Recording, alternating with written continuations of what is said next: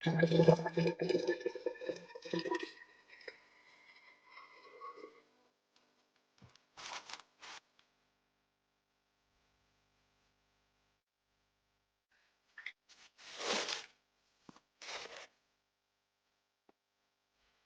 kami ng taxi.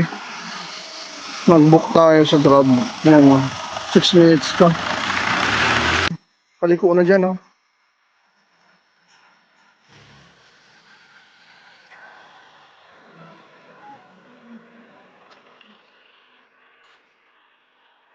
Hmm. 2 hours later. Dito na kami sa Del TV. So, anong oras na? Time check tayo. 4:19. 4:19. Wala lang ticket dyan, kuya? 12:40.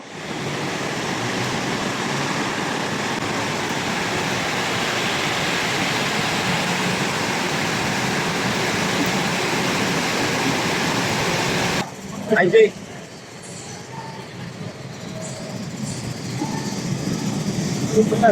Pwede ba? Where? Punuan.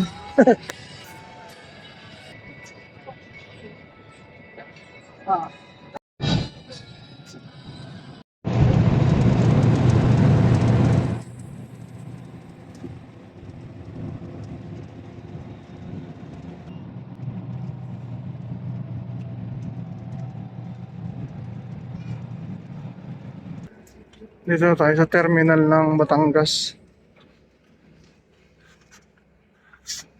O ba na si Nene?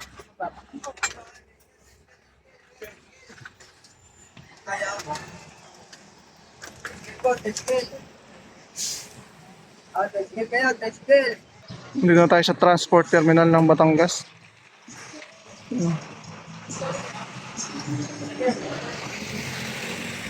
Ito yung mga routes, yung transport terminal routes. Lipa by Star Toll, Terminal Toda, Tricycle, Idol Toda. Dumating tayo rito 6:05. Umalis tayo ng Manila ay 4:23. So sasakit tayo ng jeep. Anilaw yung biyahe niya. Alright, may tayo update. Trying ko muna. Batangas Port, Anilaw. So magpapalista raw dito. Municipality of Mabini pala to. So ito na yung pinaka-port ng Anilaw.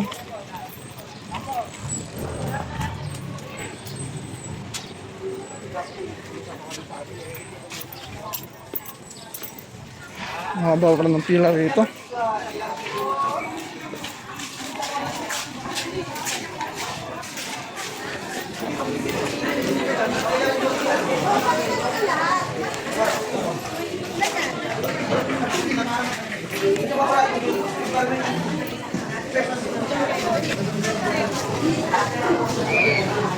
Linaw ng tubig.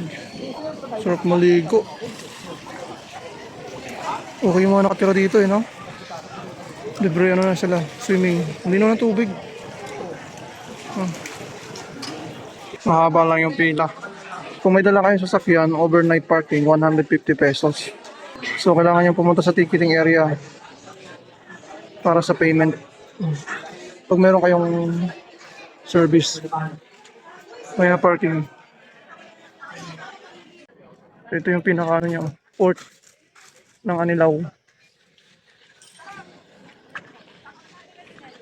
Hindi kumuha pa tayo ng ticket eh. Okay, nakabili na tayo ng ticket, ayun, Montenegro. So, tanong tayo sa nagdi-dispatch. Ang sabi ko, ilang minutes estimated arrival dun sa Tingloy Port. Sabi sa akin, 35 to 40 minutes pa pala. So, malayo pa pala siya talaga dito. Akala ko yung bangka lang ang sasakyan, yung maliit. Ito pala yung sasakyan, no? Yung Montenegro talaga. Yan, makita ko sa inyo. Yan. Yan ang sasakyan. Ang travel natin ay papuntang Tingloy Port. 35 to 40 minutes. Dito tayo sa Anilaw. Alright.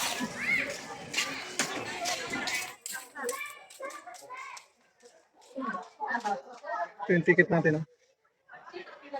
Hindi pa ubos yung pila eh. Ubusin mo na yung pang-apat. Pang number 5 kami. Ayan.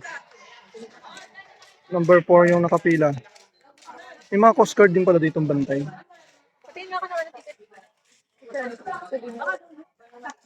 2 hours later.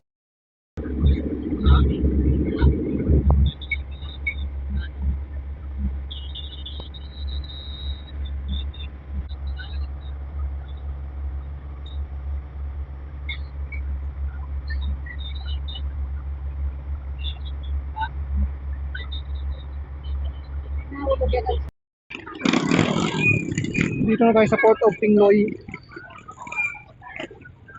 Papunta tayo ng Masasa. Sa tricycle. Ay! Aray! Saan tayo sakay?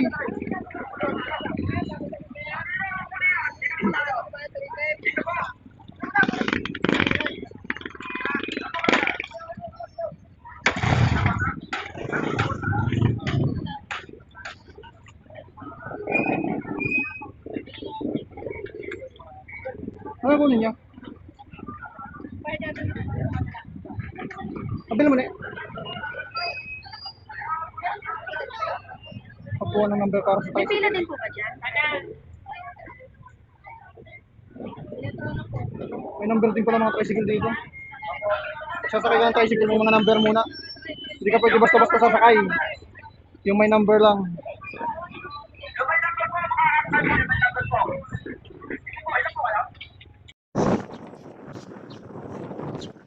Sila yung may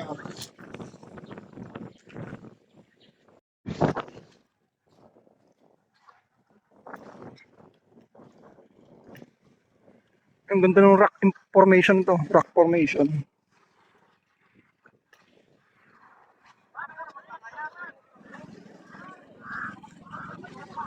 Hindi may tao pa eh.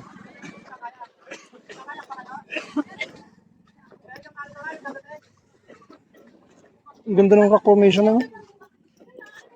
Hindi may gamit pa dyan eh. May tao pa dyan.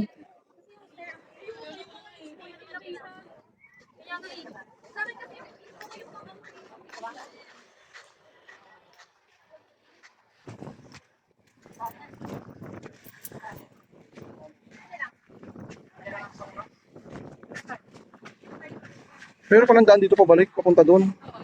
May ba naglalakad na lang?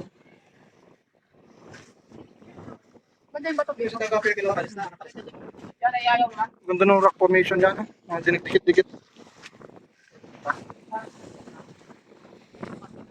Ganda, paano kayo? Yun na kami, balik kami sa homestay.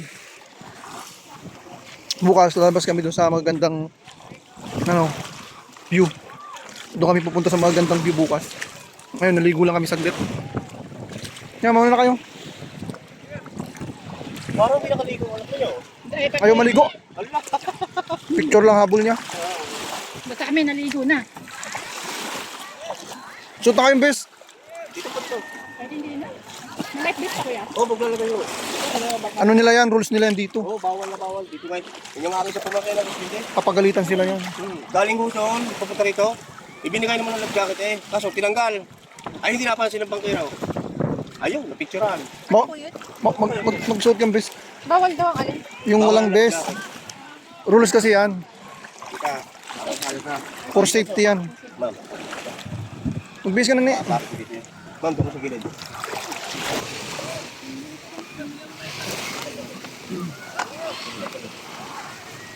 I-adjust ko lang ako kuya. Sige po. Okay na.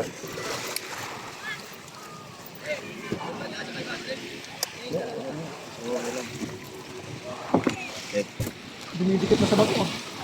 Nasayad na ano. Sayad niyo ako, ano? Laki na ng ano? Lupa? Uwi na kami. Ito sa dalawang ano? Kung kayo magpapaabot ng Sobrang dilim. mga alas, kahit mga bag mag-7, Uwi na. eh maglalakad kayo. Kasi bangka, hindi na makakapasok. Dito nga eh.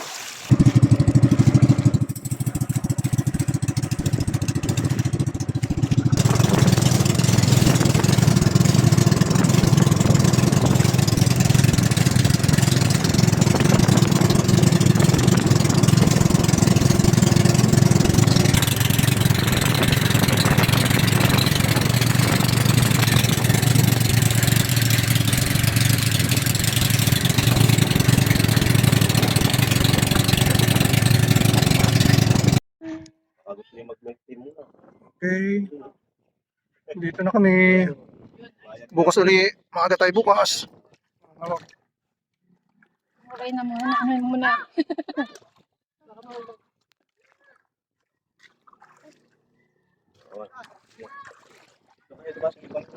Sige kuya. Dahil dito, walo. Oh. Pagpunti lang, ma'am. Thank you kuya.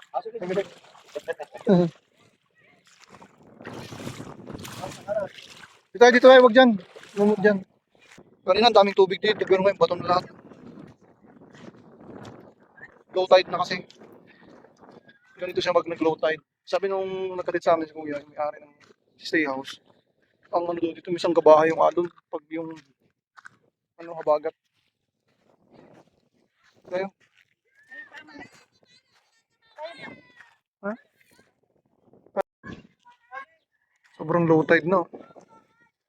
Yung mga bangka, wala nang tubig yung ano. Kanina nakalutang yan eh.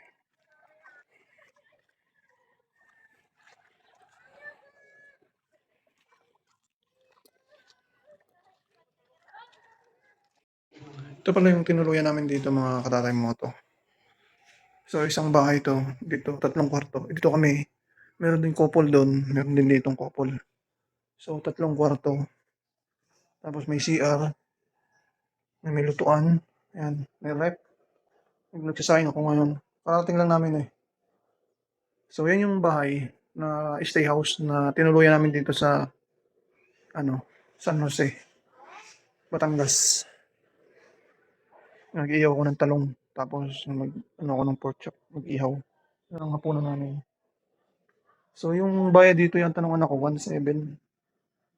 Pero pa yung ano, yung kung gusto mong mayroong tawag doon, event sa labas, additional yun. Bukas babayaran niya 2.5. Mamamasyal kami sa iba-ibang lugar. Yung kanina naligo lang tayo. Kasama yun sa package. Tapos ihatid ka ng may-ari nito. Ihatid ka doon sa paliliguan niyo. Sayang ako. Hapunan namin. Ito yung stay house kay Tito James. Ano ba? Ang ganda rin yun. May videoke. Kung gusto mo mag-videoke. Dalawa yung lutuan. May hugasan. Meron din hugasan doon. Sa loob. May kainan dito. May kainan din sa loob. So, okay din.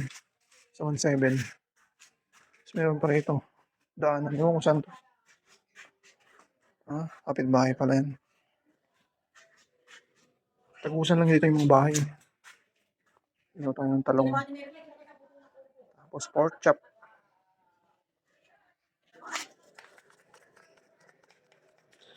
Tapos ito may narinate na baboy. Ulam natin. Kanina pinarito ko lang siya kasi nagmamadali kami kanina eh. Alright, higaw tayo ng pork chop. Sunod na. Baka na kapoy. Oo. Uwi na nga.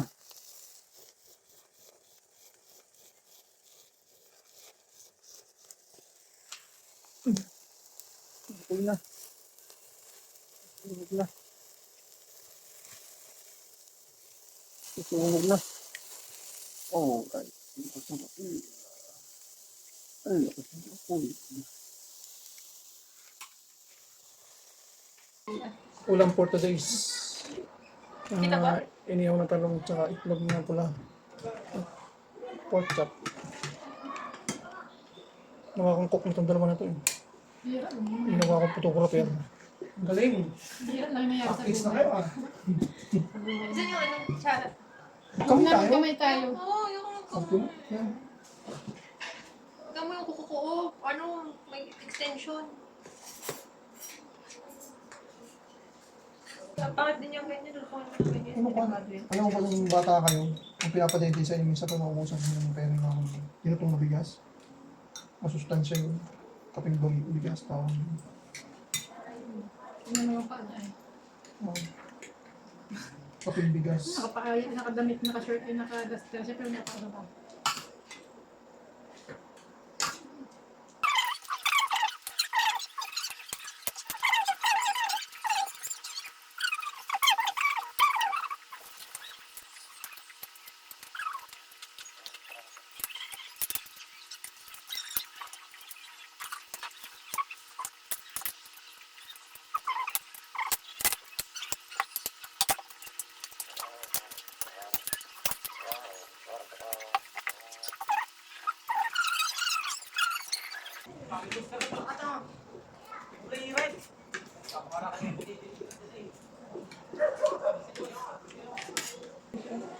Huh?